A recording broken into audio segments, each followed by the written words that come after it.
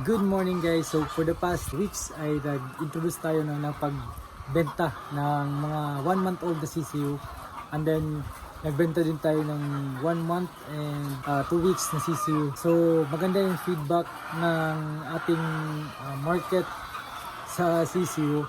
So ito tapos na yung i-brood na bigyan na din ito ng basic vaccination, and then naputunan yung tuka ng mga manok. Maganda ito guys dahil mas lesser yung price, pero for me mas higher ang risk pa rin compared sa RTL. Ngayong November pala guys ay meron tayong i-release na RTL. So nasa 2nd to 3rd week of November meron tayong i-release na nasa 16 weeks old na RTL, at open pa po ito for booking until first week of November. Meron tayong naka-sure na nag-book na nasa 1,500.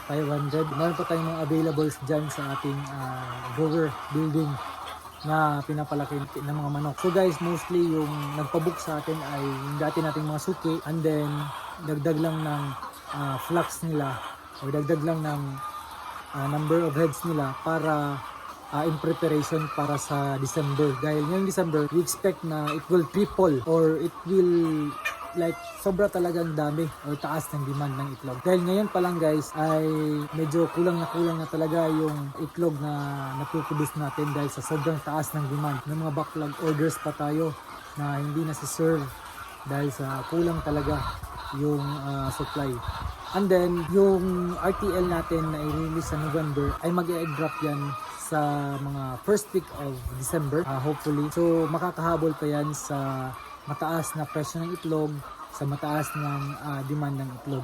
And then yung next natin ay meron din tayong January na release ng RTL, 16 weeks old, pinapalaki din natin. Open din yun for booking na din. May nag-book na doon, I think nasa 300 to 400. Yung reason nga bakit January pa, it's because of the availability of the building. Hindi pa tapos yung building, hindi pa tapos yung cages.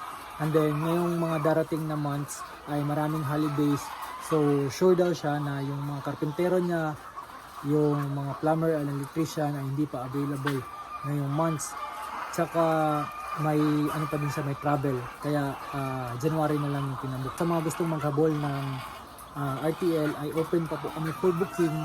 And then just inform us, message us on our Facebook page, Dwight Tamayo, or mag-comment kayo sa comment section down dito sa ating YouTube para makita namin yung orders nyo. So kapag malayo yung delivery natin guys, kailangan pa rin ng acceptance sa mga probinsya. Kailangan pa rin natin i-present o mag-present ng mga documents na negative sa avian influenza yung ating mga manok, or sa bird flu yung ating mga manok, bago i-accept nila sa kanilang probinsya. So very important ito guys para ma-prevent yung spread ng bird flu. At the same time ay hindi tayo magkakaproblema sa future. So dito sa amin sa Masbate, kapag within Masbate lang yung aming delivery, ay hindi na kailangan ng acceptance. It's because of originally yung manok ay galing sa Masbate, pinalaki sa Masbate at ibibenta sa Masbate.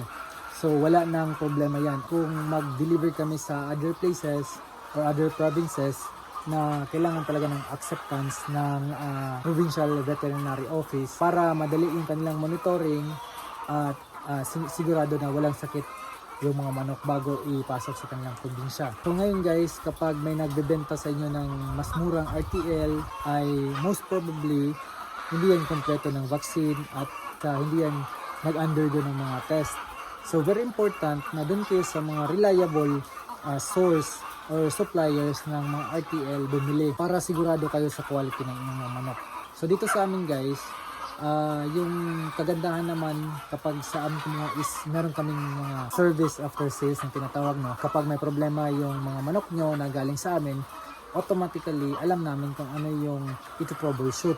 So may mga subscribers, may mga followers tayo guys na nagtatanong sa akin kung ano yung magandang gamot sa mga sipon ng kanilang mga layer chicken na hindi naman sa amin galing.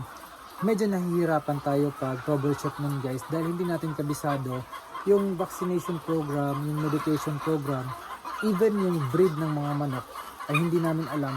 So hindi namin agad-agad nasasagot yung mga katanungan nyo dahil wala kaming history about your flocks or about sa mga inaalagaan ng mga manok. So yun lang ang advantage dito sa amin. Dahil nag-entertain talaga kami ng mga customers namin na may mga problema. Dahil hindi natin maiiwasan na magkaroon ng problema ang ating mga alaga dahil may possibility talaga na magkakasakit, may possibility na mamamatay, and then may possibility na hindi maganda yung performance. Kaya very important na merong someone or meron kayong trusted na tao na tutulong sa inyo when it comes to identifying the disease, how to manage the flock. Kung umabot man sa meron talagang disease outbreak ay kung paano yung tamang treatment procedure at kung ano yung mga long-term plan or long-term management para sa inyong mga alaga. So guys, maraming salamat sa panonood nyo ng video ito at kung gusto nyo mag-avail ng aming RTLs ay uulitin ko lang, pwede nyo akong i-message sa aking Facebook page, Buhay Tamayo, at pwede din kayo mag-comment sa comment section down below. Bye!